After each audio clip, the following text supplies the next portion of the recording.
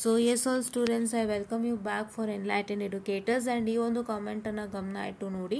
So ಈ ಒಂದು comment ಬಂದು ಪ್ರಾಪರ್ ಆಗಿದೆ. ಸೊ ಈ ಥರ ಕಾಮೆಂಟ್ ಮಾಡುವಾಗ at least we can get to know what is the what I can say the others one which one ನಿಮ್ಮದೊಂದು ಏನಿದೆ ಅಂತ ನನಗೆ ಗೊತ್ತಾಗುತ್ತೆ.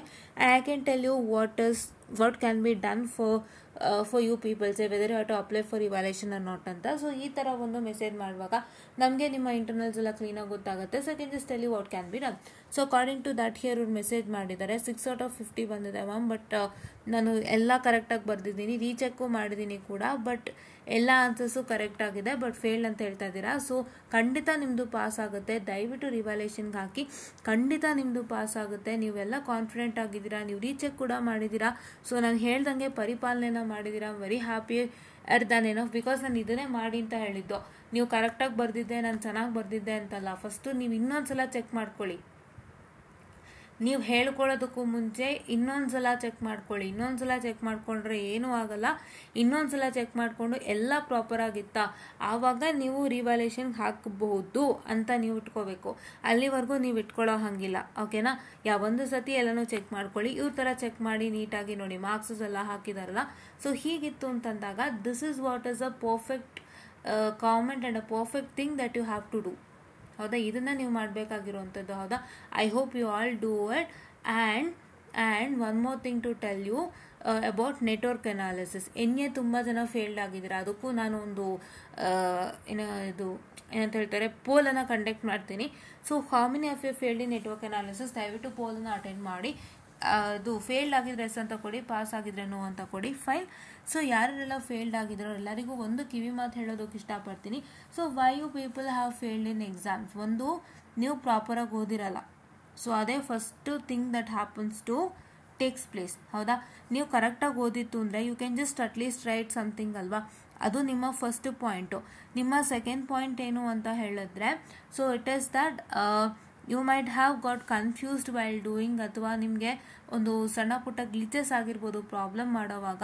ಸೊ ಅದು ಒಂದು ಮೇನ್ ರೀಸನ್ ಆಗಿರುತ್ತೆ. ಅದೆಲ್ಲ ಆಗೋದೇ when you have not study.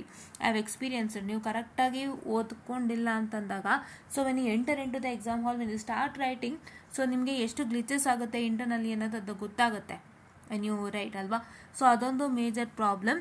And ನೀವು ಮಾಡಬೇಕಾದ್ರೆ ಸಣ್ಣ ಪುಟ್ಟ ಪಾಸಿಟಿವ್ ನೆಗೆಟಿವ್ ಅಲ್ಲಿ with respect to mesh analysis mistake ಮಾಡಿರ್ತೀರ, ಸೈನ್ ಕನ್ವೆನ್ಷನ್ಸು. ಇಲ್ಲ ಅಂತಂದರೆ ನಿಮ್ಮ ನೋಡಲ್ ಅನಾಲಿಸಿಸ್ ಅಲ್ಲಿ ಸಣ್ಣ ಪುಟ್ಟ ಮಿಸ್ಟೇಕ್ಸ್ಗಳು ಮಾಡಿರ್ತೀರಾ. ನೀವು DB I'm sorry for the distraction, ನೀವು ಇದು ಯಾವುದು SI ಯೂನಿಟ್ಗಳು ಹಾಕಿರೋದ್ರಿಲ್ಲ. ಏನೋ ಒಂದು ಪ್ರತಿಯೊಂದು ಇದರಲ್ಲೂ ಅದರದ್ದೇ ಆದ ಒಂದು ಡಿಫಿಕಲ್ಟೀಸ್ ಅನ್ನೋದಿರುತ್ತೆ. ಸೊ ಅದನ್ನೆಲ್ಲ ನೀವು ಸ್ವಲ್ಪ ಇದು ಮಾಡಿರಲ್ಲ. ಸೊ ಹಾಗಾಗಿ ನಿಮಗೆ ಏನಾಗುತ್ತೆ ಅಂತ ಹೇಳಿದ್ರೆ, ನೀವು ಸ್ವಲ್ಪ ನೆಟ್ವರ್ಕ್ ಅನಾಲಿಸಿಸಲ್ಲಿ ಫೇಲ್ಡ್ ಆಗಿರ್ತೀರ. ಹೌದಾ, ಮೇನ್ ಕಾನ್ಸೆಪ್ಟ್ ಏನು ಅಂದರೆ ನೀವು ಪ್ರಾಪರಾಗಿ ಓದಿರಲ್ಲ. ಬಿಕಾಸ್ ಈ ಸಲ ಬಂದಿರೋ ಪೇಪರ್ ಚೆನ್ನಾಗೇ ಇತ್ತು.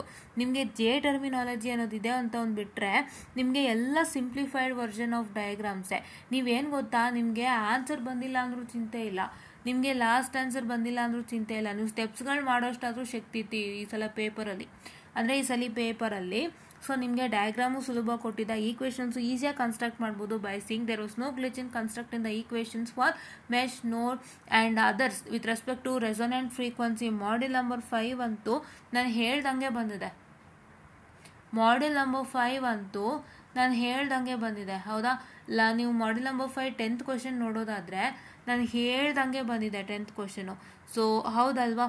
ಸೊ ಹಾಗಾಗಿ ನಾನೇನು ಹೇಳೋಕೆ ಹೊರಟಿದ್ದೆ ಅಂತಂದರೆ, can just check with the question paper 10A 10B ನಾನು ಹೇಳ್ದಂಗೆ ಬಂದಿರೋದು, ಅಲ್ಲಿ ಬೇರೇನೂ ಬಂದಿಲ್ಲ. ಹೌದಾ, ಆ್ಯಂಡ್ ಈವನ್ ಮಾಡ್ಯೂಲ್ ನಂಬರ್ 1 ಸುಮಾರು ನಾನು ಹೇಳ್ದಂಗೆ ಬಂದಿದೆ. ಮಾಡ್ಯೂಲ್ ನಂಬರ್ 2 ಕೂಡ, ಆ್ಯಂಡ್ ಮಾಡ್ಯೂಲ್ ನಂಬರ್ 4 ಕೂಡ.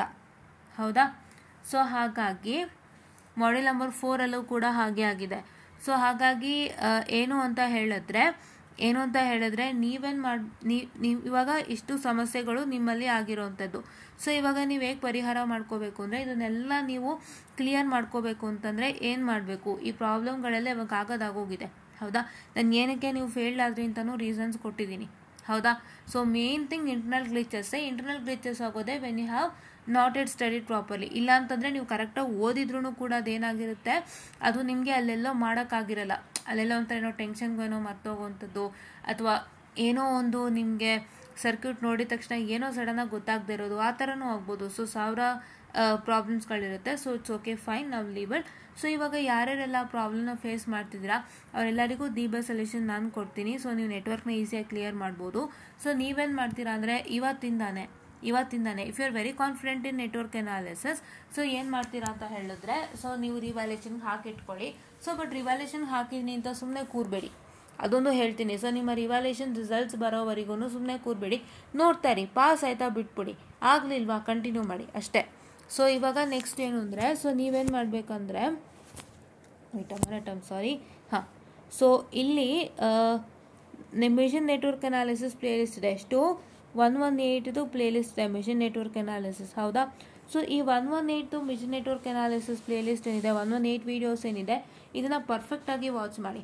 ಯಾರ್ಯಾರೆಲ್ಲ ನೆಟ್ವರ್ಕ್ ಫೇಲ್ಡ್ ಆಗಿದ್ದಾರೆ, ಯಾರ್ಯಾರಿಗೆಲ್ಲ ನಾನು ಪಾಸ್ ಆಗಲ್ಲ ನೆಕ್ಸ್ಟ್ ರಿವ್ಯಾಲ್ಯೂಯೇಷನ್ಗೆ ಹಾಕಿದ್ರೆ ಅಂತ ಅನಿಸಿದೆ, and they have withdrawn from revaluation process and they are planning to write the exams in the next semester.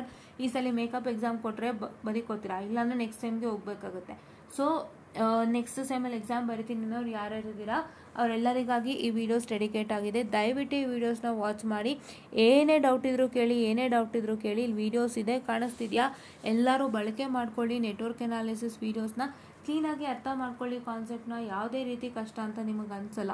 And ಇದನ್ನು ಚೆನ್ನಾಗಿ ಓದ್ಕೊಳ್ಳಿ. ಇನ್ನೇನಾದ್ರು ಡೌಟ್ ಇತ್ತು ಅಂದರೆ ಕೇಳಿ, ಬಿಕಾಸ್ ಈ ಸಲ ಬಂದಿರೋಂಗೆ ನಿಮ್ಮ ಅರಿಯರ್ ಪೇಪರ್ ಅಂತೂ ಬರಲ್ಲ. ನಿಮ್ಮ ಅರಿಯರ್ ಪೇಪರ್ ಇದಕ್ಕಿಂತ ಕೆಟ್ಟಾಗೆ ಬರೋದು. ಈಗ ನೆಕ್ಸ್ಟ್ ಅರಿಯರ್ ಪೇಪರ್ ಏನು ಕೊಡ್ತಾರೆ ನೆಟ್ವರ್ಕಿಗೆ, ಇದಕ್ಕಿಂತನೂ ಕೆಟ್ಟಾಗೆ ಬರೋದು, ಹೌದಾ? ಸೊ ಹಾಗಾಗಿನೇ ನೀವೇನು ಮಾಡಬೇಕು ಅಂದರೆ ಎಲ್ಲ ಥರ ವರ್ಸ್ಟ್ ಸಿಚುಯೇಷನ್ಗೂ ರೆಡಿ ಆಗಿರ್ಬೇಕು. ಇವಾಗ ನಿಮ್ದು ಅದೇ ಇವಾಗ ಟಾಸ್ಕು. ಅರಿಯರ್ ಪೇಪರ್ ಅಂದಿದ ತಕ್ಷಣ ವರ್ಸ್ಟ್ ಸಿಚುಯೇಷನ್ಗೂ ರೆಡಿ ಆಗುವಂಥ ಕೆಲಸ ನೀವು ಮಾಡಬೇಕಾಗುತ್ತೆ. Because there is no barricade for them. ಅವ್ರು ಹೆಂಗೆ ಬೇಕೋ ಹಂಗೆ ಕ್ವಶನ್ ಪೇಪರ್ ಕೊಡ್ತಾರೆ. ಕೇಳೋರು ಯಾರೂ ಇಲ್ಲ, ಹೇಳೋರು ಯಾರೂ ಇಲ್ಲ, ನೀವುಗಳು ಯಾರೂ ಕೇಳಲ್ಲ, ಏನು ಕೊಟ್ಟರು ಬರೀತೀರ ಅನ್ನೋ ಒಂದು ಕಾರಣಕ್ಕೆ ಹೆಂಗೆ ಬೇಕಾದ್ರೂ ಕೊಡ್ಬೋದು. So need to get ready for the worst situation also. So ಹಾಗಾಗಿ ನೆಟ್ವರ್ಕ್ ಅನಾಲಿಸಿಸ್ಗೆ ಯಾರ್ಯಾರು ಫೇಲ್ಡ್ ಆಗಿದ್ರು ಎಲ್ಲರೂ ಈ ವಿಡಿಯೋನ ನೋಡ್ತಾ ಕೂತ್ಕೊಳ್ಳಿ, ಆಯಿತಾ? ಎಲ್ಲರೂ ಈ ವಿಡಿಯೋನ ನೋಡಿ ನೀಟಾಗಿ ನೋಟ್ಸನ್ನು ಮಾಡ್ಕೊಳ್ಳಿ, ಅರ್ಥ ಮಾಡ್ಕೊಳ್ಳಿ. ಏನೇ ಡೌಟ್ ಇದ್ರೂ ಕೇಳಿ, ನಾನು ಖಂಡಿತ ನಿಮ್ಮ ಜೊತೆ ಕನೆಕ್ಟ್ ಆಗ್ತೀನಿ. ಆ್ಯಂಡ್ ಯಾರ್ಯಾರೆಲ್ಲ DST ಫೇಲ್ಡ್ ಆಗಿದ್ದೀರಾ, DST ಯೂಸಿಂಗ್ ವೆರಿಲಾಗ್, ಅವರಿಗೆ ಇಲ್ಲಿ ಇದೆ DST ಯೂಸಿಂಗ್ ವೆರಿಲಾಗ್ ಪ್ಲೇಲಿಸ್ಟು. ಇದನ್ನು ವಾಚ್ ಮಾಡಿ. ಖಂಡಿತ 3 ಮಾಡ್ಯೂಲ್ಸ್ ಮಾಡಿಕೊಟ್ಟಿದ್ದೀನಿ. 3 ಮಾಡ್ಯೂಲ್ಸಲ್ಲಿ ನೀವು ಸ್ವಲ್ಪ ಮಾಡಬೇಕು. ಸೊ ಅದನ್ನ ನೋಡೋಣಂತೆ, ಆದರೆ ಖಂಡಿತ ಮಾಡಿಕೊಡ್ತೀನಿ. ಸೊ ಇದಿಷ್ಟನ್ನು ನೀವು ಮಾಡ್ಕೊಂತಂದರೆ ಖಂಡಿತ ಪಾಸ್ ಆಗ್ತೀರಾ. ದಯವಿಟ್ಟು ಇದಿಷ್ಟನ್ನು ನೋಡ್ಕೊಳ್ಳಿ, ಆಯಿತಾ? ಇದಿಷ್ಟನ್ನು ನೋಡ್ಕೊಳ್ಳಿ. ಆ್ಯಂಡ್ ನಿಮಗಾಗಿ ಇಂಪಾರ್ಟೆಂಟ್ ಕ್ವಶನ್ಸ್ ಬಂದಿದೆ DST ಯೂಸಿಂಗ್ ವೆರಿಲಾಗ್ದು. ನೆಟ್ವರ್ಕ್ ಅನಾಲಿಸಿಸ್ದೆಲ್ಲ ಇಂಪಾರ್ಟೆಂಟ್ ಕ್ವಶನ್ಸ್ ಕೊಟ್ಟಿದ್ದೀನಿ.